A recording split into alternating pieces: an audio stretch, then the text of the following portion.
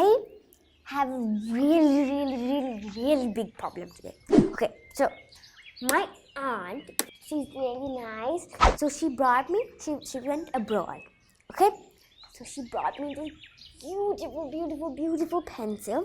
It's like this really long, and it's like so shiny and glittery, and at the tip it's pink, and it's like so unicorny, and it has been my good luck charm. Like, I got more marks in the exam. And then when I got the pencil, my mom brought home chocolate for no reason. She never brings chocolate for no reason. So that pencil is my lucky charm. But now I have a big problem. See, the pencil was pretty long when I got it, but now it's becoming shorter because I'm sharpening it. So I have a big problem now. Should I tell my aunt to bring a new pencil? Or should I not sharpen it? But then how can I write with it? See, that's my problem. But my mom says, guess what? Don't think about my pencil. Concentrate on my homework. But how can I do that? It's so hard. Ah, my lucky pencil. If I had it, I could have finished the homework in no time. I guess we'll just try our best. Okay, let's go. Question number 1. How long is a giraffe's tongue? Like a tongue. Okay, so we have 4 options. Option A, 30 inches. Option B, 18 inches. Option C, 10 inches. And option D, 7 inches. So, giraffes have really long necks, and they're generally like long animals. So, I think that tongue must be pretty long too. Inches is like this much, so it's like 7 inches is like really long. It's like this much. I mean, 10 inches. Wait. I don't think it's as long as 18 inches. So it has to be either 7 inches or 10 inches. You have to help me out here. 7 inches or 10 inches? You know what? I think it is 10 inches because that's really long. So, yeah, I'm going to say that the answer is option C, 10 inches. Let's see if I'm correct. The answer is 18 inches.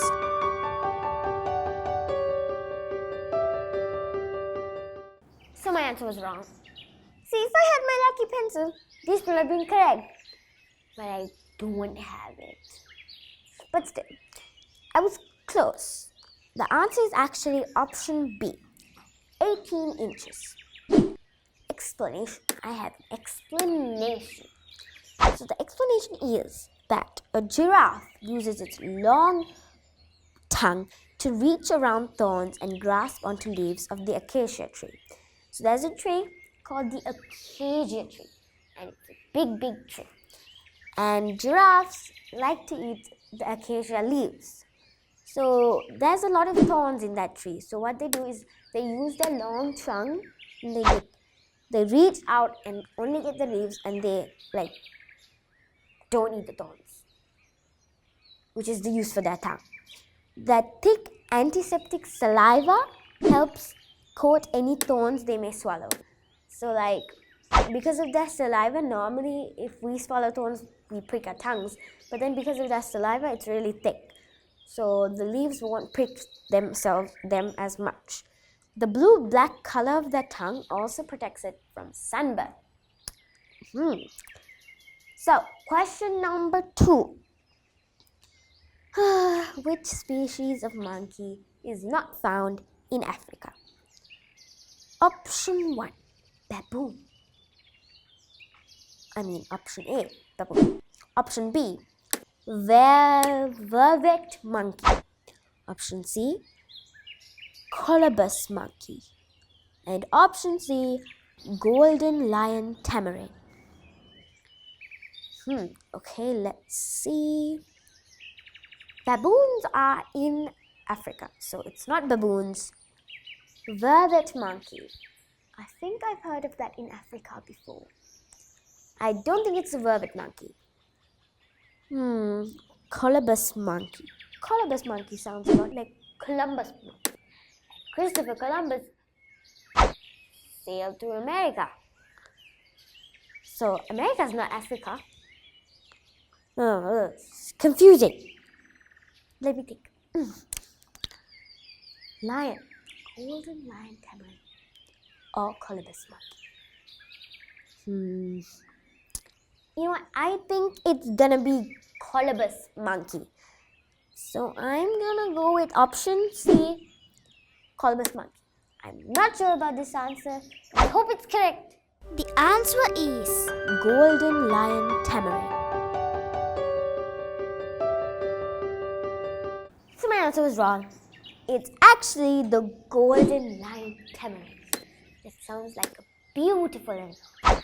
So, the golden lion tamarin is an endangered monkey found in the coastal forests of Brazil. So, it's found in Brazil. Its name derives from the thick rings of hair that encircles its head, which looks like a lion's mane. So, it has a lot of hair around their face, which looks like a lion, and their hair is golden color. So, golden lion. Vervet monkeys, colobus monkeys, and baboons are all found in Africa. Okay.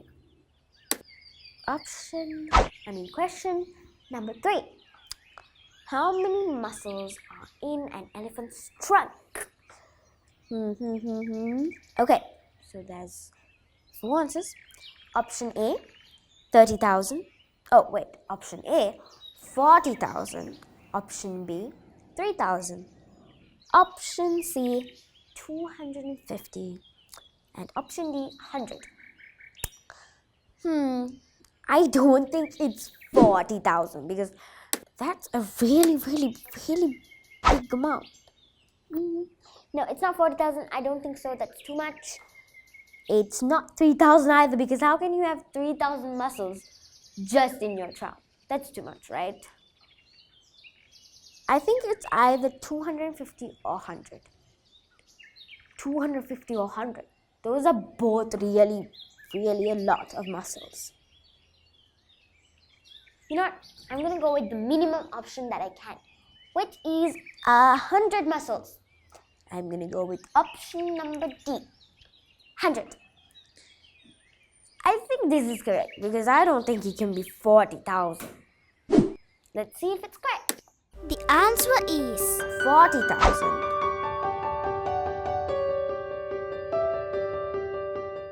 So, my answer was really, really, really wrong. I said 100 muscles when it's actually 40,000. 40,000 muscles in the elephant's trunks. Can you believe that? I can't believe that. That's a lot of muscles. And I have a little more facts about it. So, the elephant's 40,000 muscles is divided into another 150,000 parts. And they use their trunks to harvest food, drink, handle objects, pick up things, take baths, comfort young, and communicate with one another. So, which means elephants' trunks are really, really important to them. It's a big part of their life. You know what? It's exactly just like my lucky pencil. It's a really, really big part of my life. And it's so lucky, and I just wished I could find a way to make it longer. But then I'd have to ask someone really, really smart. So I have my friend called Charlotte. She is always the first in the class. All she ever does is study. And she always does her homework. She's always really smart. So you know what? I'll go and I'll ask Charlotte. I'll come really fast. Don't tell my mother, okay? I'll ask her really fast, I promise. I just need to know how to make my pencil longer. So just give me a few minutes. I'll quickly go and ask Charlotte. Shh, secret. Okay, I'll see you until then.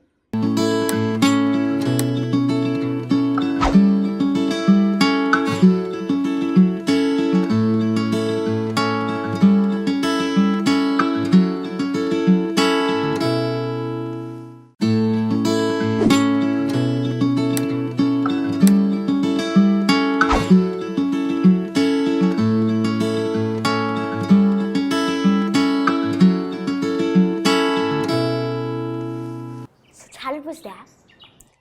I asked her how to make my pencil longer.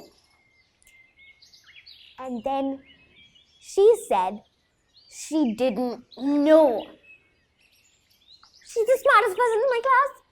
She always gets first place in the class. She always has good marks for every single subject. Except maybe not some subjects, but she has marks for most of the subjects. And she doesn't know. The smartest girl doesn't know. Then who am I gonna ask? Which means there's no hope left for my lucky pencil. I loved it, but now it's gone. And I have to use it now. Unless I ask my aunt whether I can use it. I mean, whether I can get a new one.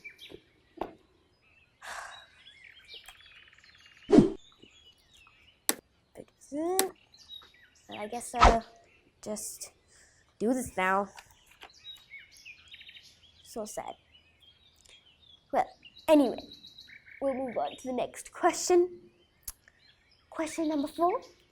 Which animal does not feed on the leaves or seeds of the acacia tree? So, as I told you before, vervet monkey. So there are many options. Okay, so option number A, vervet monkey. Option B, giraffe. Option C, elephant. And option D, vulture. I think I know the answer to this one, but we'll go down in the list. Vervet monkey, giraffe, and elephant all live in Africa. And we know for a fact that giraffes eat acacia leaves, because they have the long tongue to get through the thorns of the acacia leaves, remember? So obviously they live in the same area of the same country. So that means they have the same trees there. And also they're all herbivores. So they only eat leaves and fruits and seeds and things like that. But a vulture is a carnivore. An animal who eats meat. So vultures, they're scavengers. They eat the leftovers of other animals. I know for a fact that the answer is option D, vulture. The answer is Vulture.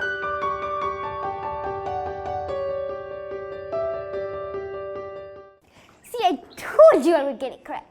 It is correct. The answer is option D, vulture. I'm very, very proud of myself. And I didn't even have my lucky pencil with me. So, here are some facts about the vulture. Vultures are scavengers, feeding on the leftovers of other animals. You may see them circling overhead a lion's kill, ready to feast on the remains of the carcass. So what the vulture does is, he stays to the side while the lions are eating, and then once the lions are done, the vulture comes and he eats the leftovers on the body of the innocent herbivore. And the giraffe's long neck allows it to reach the uppermost branches of the acacia tree to feed on leaves. So they eat from the acacia tree. Elephants also use their tusks to knock down acacia seeds pods surrounded by large thorns on the ground. So they use their tusks, they're really sharp. They use it to knock down the seed pods on the acacia tree. These nutritious pods are rich in protein and fat and are an important food source for many African animals. These seeds are one of the vervet monkey's favorite foods. Fun fact, just as a human is left or right-handed. I'm left-handed. Elephants are left or right tusked. An elephant's dominant tusks is usually smaller due to wear and tear for frequent use. So elephants have two tusks from their side, and we have left and right hands. And they also have a dominant tusk. So normally their dominant tusk is small and shorter because they use it a lot. Just like my lucky pencil. Because I use it a lot, it gets shorter and shorter. Okay, moving on to the fifth question. This bird is frequently seen perching on the backs of buffalo, rhino, and impala, eating ticks and other small insects embedded in their hides. Okay, let's see the options. Option A, lilac-breasted roller. Is that even a real bird? Must be. Well, then we have option B, oxpecker, which is a pretty literal name because that's what they do. They stay on oxes and they peck them. So I think that's the correct answer, but let's see the other options as well. Malachite kingfisher. Kingfishers, they normally eat fish, right? They stay on trees and then they dive down into the water and catch fish and eat them, right? Fish and snakes.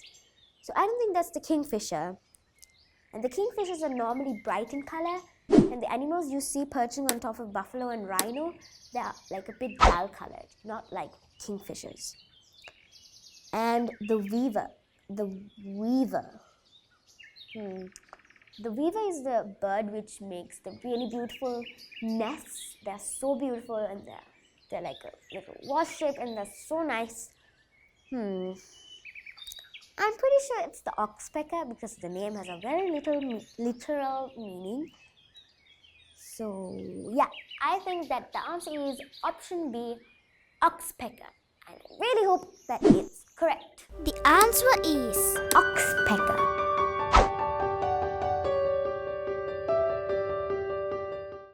So my answer is correct. It is the oxpecker. No, I was pretty sure that was going to be the answer. So, the oxpecker collects insects on the hides of large animals. So, it stays on the backs of buffaloes and impalas. Impalas is like an animal like a buffalo.